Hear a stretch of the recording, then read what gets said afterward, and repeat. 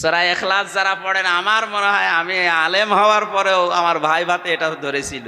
কুল হু আল্লাহু আহাদ কামেলে যখন ভাই ভাই আমার এই প্রশ্নটা দিয়েছে, ওই সময় তো এমনিতেই ভয়তে ভয়তে থাকি।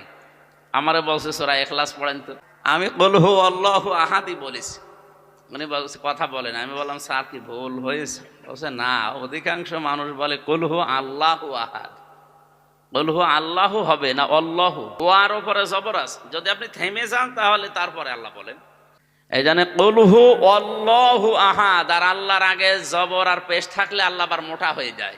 তাহলে কুল হু আল্লাহু আহাদ, কুল হু আল্লাহু আহাদ না। আমার কথা বোঝা যাচ্ছে? কালকে যেখানে আলোচনায় ছিলাম রাতের বেলা, ওখানে শেষ পর্যায়ে একজন আলেম উনিও কথা বলছিলেন, ইন্নামা ইয়াখশাল্লাহু মিন ইবাদিহিল উলামা। ইন্নামা ইয়াখশাল্লাহ হা হবে, এই জায়গায় কিন্তু আর হু হবে না। সূরা